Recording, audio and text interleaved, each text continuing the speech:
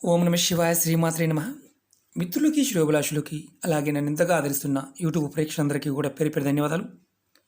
మిత్రులారా, మీ అందరికీ కూడా ఆ పరాదేవత ఎల్లవేళలా మీతో ఉండి మీ మనోవాంఛ నెరవేర్చాలని మనస్ఫూర్తిగా కోరుకుంటున్నాను. ఈరోజు మనం ఒక అద్భుతమైన తాంత్రిక ఉపాయం తెలుసుకుందాం. మన పూర్వీకులు మనకి కొన్ని అద్భుతమైన సమయాల్లో కొన్ని వస్తువుల్లో అద్భుతమైన శక్తులు దాగి ఉన్నాయని తంత్రగ్రంథాల్లో తెలియజేశారు. అవి ఉపాయాలు చాలా తేలిగ్గా ఉంటాయి. ఎవరైతే పరిపూర్ణమైన నమ్మకంతో విశ్వాసంతో వాటిని ఆచరిస్తారో వారికి త్వరగా ఫలితాలు వస్తాయి.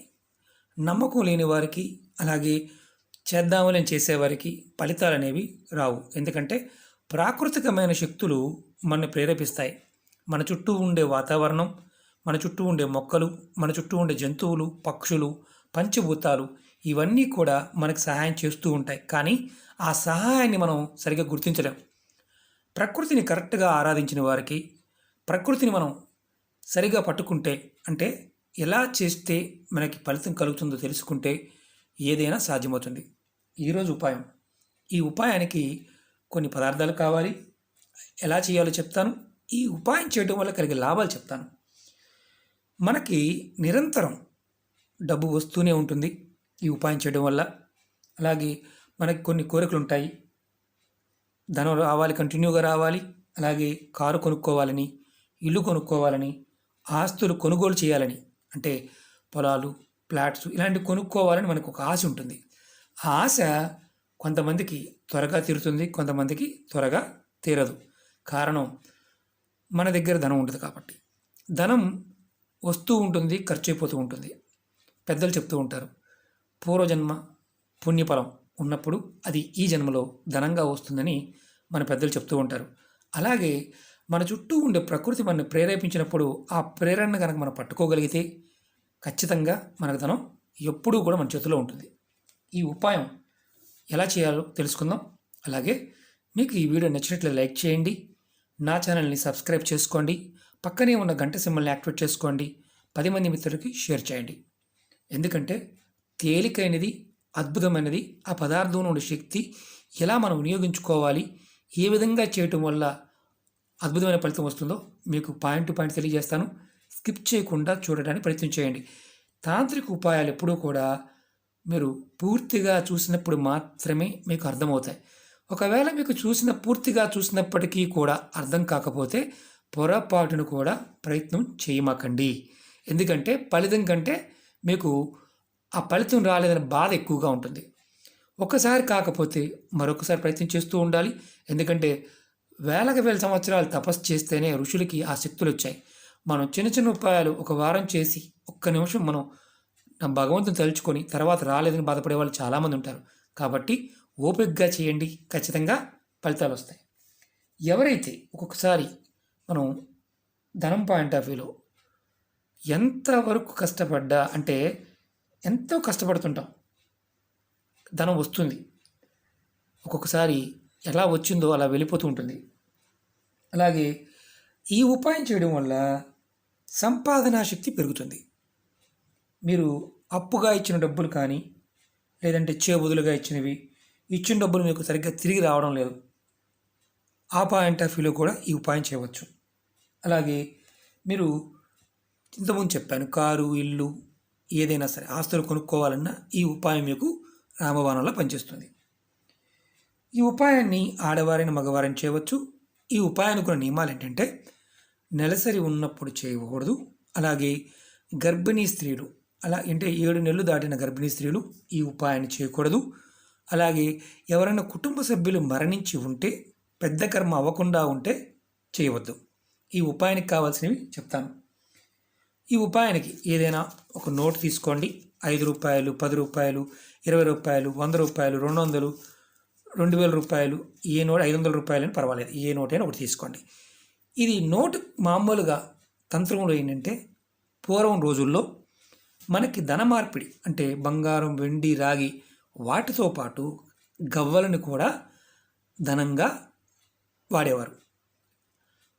శాస్త్రంలో ఏదైతే మనం వాడుతూ ఉంటామో అది గవ్వగా మనం వస్తు మార్పిడి చేస్తున్నప్పుడు గవ్వలు వాడేవారు. ఇప్పుడు మనం డబ్బులు వాడుతున్నాం కాబట్టి ఏదైనా ఒక నోటు తీసుకోండి. ఆ నోటు మీద ఎక్కడా కూడా రాశి కానీ చిరుగులు కానీ ఉండకూడదు. ఏదైనా ఒక నోటు తీసుకోండి. అలాగే దాంతోపాటు మీరు ఇలాంటి మన దారం తీసుకోవాలి. అంటే మనం రక్షాబంధనం కోసం వాడుతూ ఉంటాం. ఇలాంటిది మిక్సింగ్ కలర్ ఉన్న దారం తీసుకోండి. పసుపు కలర్ ఉన్నది, ఎరుపు కలర్ ఉన్నది దారం తీసుకోండి. అలాగే ఒక పసుపు కొమ్ము తీసుకోండి.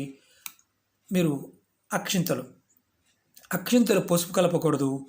దీంట్లో కుంకుమ కానీ ఇలాంటి ఎర్రచందనం కానీ చందనం కానీ అంటే గంధం తీసుకొని అక్షింతలు తయారు చేసుకోండి.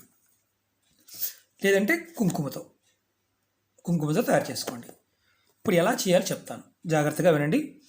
మీరు ఇది శుక్రవారం నాడు సూర్యోదయానికంటే ముందు లేదా సూర్యాస్తమయం తర్వాత, అంటే ఉదయం 4 గంటల దగ్గర నుంచి 5:30 లోపు, సాయంత్రం 6:30 తర్వాత నుంచి 9 గంటల లోపు ఈ ఉపాయాన్ని చేసుకోవచ్చు.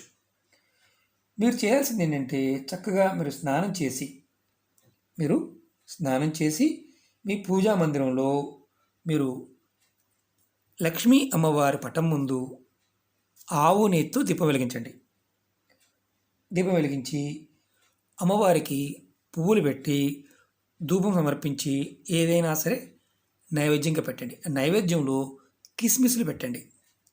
ఎండు కిస్మిస్లు ఉంటుంది కదా, అది పెట్టండి. అలాగే బెల్లం ముక్కను పెట్టండి. అమ్మవారికి పెట్టిన తర్వాత మీరు ముందే రెడీ చేసుకోండి. ఈ పసుపు కొమ్ము, ఈ నోటు, దారం, ఏదైనా సరే అక్షింతలు మీరు ఇది రెడీ చేసుకొని మీరు నోట్లో ఏదైనా సరే ఇలా నేను చూపించడానికి చెప్తున్నాను. ఇలా దీన్ని చిన్న పసుపు కొమ్ము అయినా పర్వాలేదు, మామూలు పసుపు కొమ్ము, పసుపు కలర్ది. దీనికి నల్ల పసుపు కానీ మిగతా ఏది వాడకూడదు. పసుపు కలర్ ఉన్న పసుపు కొమ్ము వాడాలి. ఈ నోట్ని ఇలా చుట్టండి. దీనికి 5 రూపాయలు వాడచ్చు, 2 రూపాయలు వాడచ్చు, ఏదైనా వాడచ్చు. తర్వాత ఇలాంటి దారం తీసుకొని దీన్ని మీరు నోటు పైన కట్టండి. ఇలా చిన్న పసుపు కొమ్మైనా వాడుకోవచ్చు.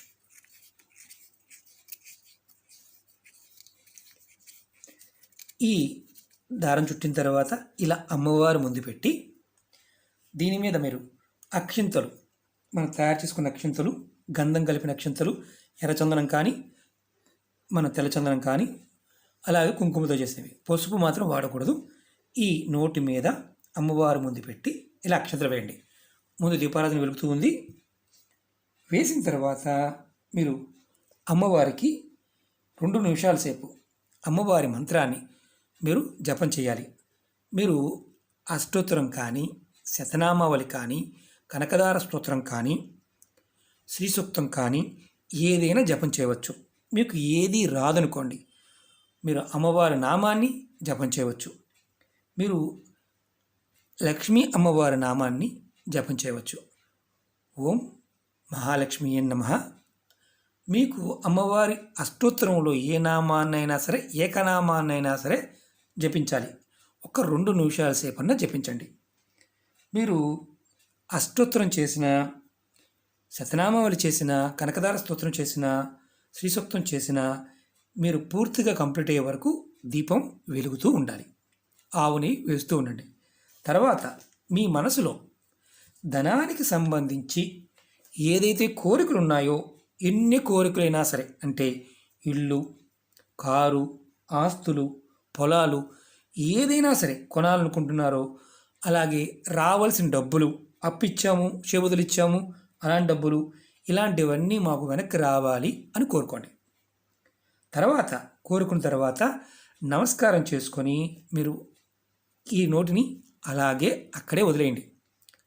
పొద్దున్న చేస్తే సాయంత్రం వరకు వదిలేయండి. సాయంత్రం మళ్ళీ దీపారాధన చేసి ఈ నోటిని మీరు ఎక్కడైతే మీరు బీరువాలో కానీ, మీ పర్సులో కానీ, మీ బ్యాగులో కానీ, మీరు ఎక్కడైనా సరే ఇలా పసుపు కొమ్ముతో ఉన్న నోట్ని పెట్టుకోండి. పొరపాటున ఇలా బంధంతోనే ఉండాలి. పొరపాటున మీరు ఈ నోటిని వాడకూడదు, ఖర్చు పెట్టకూడదు. ఇది మీరు శుక్రవారం నాడు చేయాలి. ఇప్పుడు నీకు ఇందుట్లో అసలు విషయం చెప్తాను, లాజిక్ చెప్తాను. ఎందుకంటే పూర్వంలో గవ్వలకి పసుపు కొమ్ముని ఇలా అంటే దారంతో కట్టి దాచేవారు, గల్లాపెట్టులో పెట్టుకునేవారు పూర్వంలో. ఇప్పుడు డబ్బు ఇదే కదా, మనం పేపరే వాడుతున్నాం కదా, కాబట్టి దీన్ని మాత్రమే వాడండి. అలాగే మీరు పర్సులో చిన్నదైనా సరే చిన్న పసుపు కొమ్మ అనుకోండి, మీ పర్సులో కూడా దీన్ని పెట్టుకోవచ్చు, బ్యాగులో పెట్టుకోవచ్చు.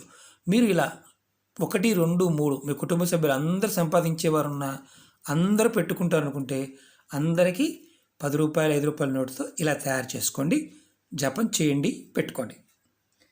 ఇది మీరు సంవత్సరంలో ఒక్కసారి చేస్తే మీరు సంవత్సరం మొత్తం చేయాల్సిన అవసరం లేదు. మీరు ప్రతి శుక్రవారం నాడు అమ్మవారికి ఏదైతే మీ దగ్గర నోటు ఉందో ఈ నోటుకి ధూపం చూపించి అమ్మవారి మంత్రాన్ని మననం చేయండి. మీరు పొరపాటును కూడా ఈ నోట్ని అవసరాలకి వాడమాకండి. మీకు వీలైతే నేను చెప్పాను కదా, 1, 2, 3, 4 ఎన్నైనా చేసుకోండి. ఒకటి పర్సులో పెట్టుకోండి, ఒకటి బీరువాలో పెట్టుకోండి, ఒకటి దేవతా మందిరంలో పెట్టుకోండి, ఒకటి మీ బ్యాగులో పెట్టుకోండి.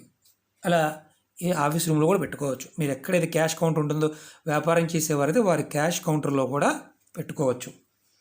ఇది పెట్టుకోవడం వల్ల మీకు సంవత్సరం మొత్తం ధనానికి, అంటే ఇప్పుడు చేస్తే చేసిన దగ్గర నుంచి 1 సంవత్సర కాలం దీని శక్తి ఉంటుంది. తర్వాత మళ్ళీ సంవత్సరానికి మళ్ళీ కొత్త నోటుతో చేసుకోవచ్చు. అప్పుడు ఈ నోట్ని మీరు ఏం చేయాలంటే దేవాలయంలో, ఏదైనా దేవాలయంలో పేద బ్రాహ్మణుడికి ఇవ్వండి. పేద బ్రాహ్మణుడికి ఈ నోట్ని ఇవ్వండి. అంతేగాని హుండీలో కూడా వేయవద్దు, బ్రాహ్మణుడికి ఇవ్వండి. ఈ పసుపు కొమ్ముని నీళ్ళల్లో, పారే నీళ్ళల్లో వేయండి, లేదా ఏదైనా చెట్టు మొదల్లో వేయండి. ఈ దారాన్ని కూడా ఏదైనా చెట్టుకి కట్టండి, అంతేగాని వేరే చేయవద్దు. ఈ మరి పూజ చేసినవన్నీ కూడా, ఏదైతే అక్షంతలు ఇవన్నీ కూడా మీరు మామూలుగా తీసి పక్కన పెట్టుకోండి, తర్వాత పారే నీళ్ళలో వదిలేయండి. మీరు ఇది సంవత్సరంలో ఒక్కసారి చేస్తే చాలు. ఇప్పుడు మీకు చెప్తాను, ఏది కోరుకుంటే అది అవ్వడానికి, ఏది కొనాలనుకుంటే అది కొనడానికి ఈ ఉపాయం రామబాణంలో పనిచేస్తుంది. ఈ ఉపాయంలో ఉన్న గొప్ప విషయం ఏంటంటే గురుబలం పెరిగి, అలాగే కుజుడు యొక్క, అంటే మనం ఏదైనా కొనాలంటే కుజుడు యొక్క శక్తి కావాలి, అలాగే అమ్మవారి యొక్క శక్తి కావాలి. మీరు ధనానికి ఒక బంధన చేస్తారు, మిమ్మల్ని ధనాకర్షణ కలుగుతుంది. జాతకంలో బాగోలేదండి, అసలు జాతకం బాగోలేదు, ఇబ్బంది పడుతున్నాము, ఎన్ని ఇబ్బందులు ఉన్నా మీ ఆటంకాలు అనేవి తొలగి మీకు రక్షణ కలుగుతుంది. ఈ ఉపాయంలో, ఈ పదార్థాల్లో ఆ శక్తి ఉంటుంది. ఎర్రచందనం వాడటం వల్ల, చందనం వాడటం వల్ల, అక్షంతలు వాడటం వల్ల, పసుపుకం వాడటం వల్ల, ఈ దారం వాడటం వల్ల ఈ కలర్ ఏదైతే ఉందో గురుబలానికి, కుజుబలానికి, అలాగే ధనాకర్షణ కలగడానికి, మీకు ధనం అనేది మీ చేతులు నిలబడడానికి ఇది రామబాణం లాంటి ఉపాయం. ఎందుకంటే తాంత్రిక ఉపాయాలు ఎప్పుడూ కూడా పరిపూర్ణమైన నమ్మకంతో, విశ్వాసంతో చేసినప్పుడు మాత్రమే ఫలితాలు వస్తాయి. అలాంటి నమ్మకాలు లేకుండా చేస్తే ఎటువంటి ఫలితము రాదు. అలాగే అనేక రకాల సమస్యల మీద వీడియోలు చేయడం జరిగింది. నా వీడియోస్లోకి వెళ్ళండి. మీరు ఏదైతే చేయగలుగుతారో దాన్ని మాత్రమే ప్రయత్నించేయండి. ఇందులో చెప్పిన పదార్థాలు, నోట్లు ఏదైనా తీసుకోండి, దాని మీద రాసి ఉండకూడదు అని చెప్పాను. ఇంత వివరణ ఎందుకు చెప్తున్నానంటే మీకు అర్థం అవడం కోసం. మీరు కుంకుమ ఉంటే కుంకుమతో చేయండి, ఎర్రచందనమైనా పర్వాలేదు, అలాగే తెల్లచందనం అంటే గంధപ്പൊడి మామూలుదైనా పర్వాలేదు. ఈ మూడిట్లో ఏ ఒక్కటి దొరికినా అక్షింతలు మాత్రం వాటితో చేసి సమర్పించాలి. ఓకే మిత్రులారా, మీకు ఈ వీడియో నచ్చిన లైక్ చేయండి, నా ఛానల్ సబ్స్క్రైబ్ చేసుకోండి, పక్కనే ఉన్న గంట సింబల్ యాక్టివేట్ చేసుకోండి, 10 మంది మిత్రులకి షేర్ చేయండి. ఓం నమః శివాయ, శ్రీమాత్రే నమః.